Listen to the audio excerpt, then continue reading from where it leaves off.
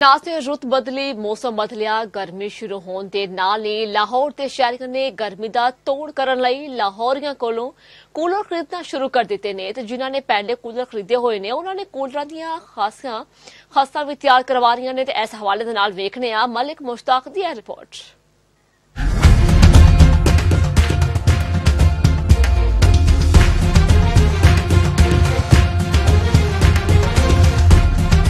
गर्मी विच पैंदा एक भरा पासे हो छेती नाल कूलर ला।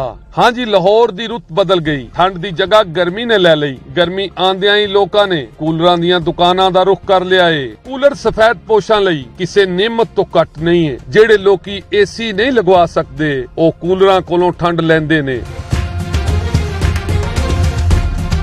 बिजली महंगी होने पारों दुकानदारां ने आवाम नूं सहूलत दे दित्ती है। कहंदे ने हुण 12 वोल्ट दे कूलर भी तैयार कर दित्ते जांदे ने।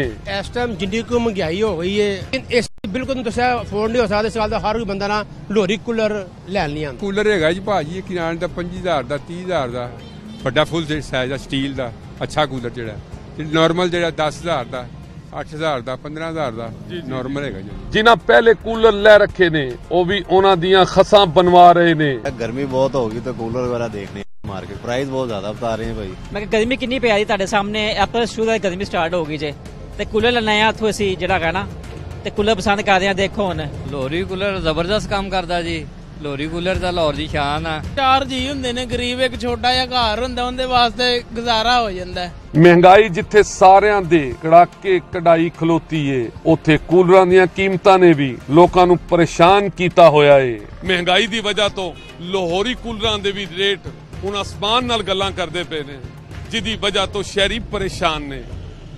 ਕੀ ਬਣੇਗਾ ਗਰਮੀ ਦੇ ਵਿੱਚ?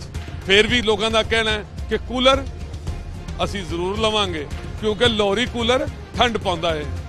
ਕੈਮਰਾਮੈਨ ਜਵੇਦ ਵਾਰਸੀ ਦੇ ਨਾਲ ਮਲਿਕ ਮੁਸ਼ਤਾਕ, ਸਨ ਨਿਊਜ਼, ਲਾਹੌਰ।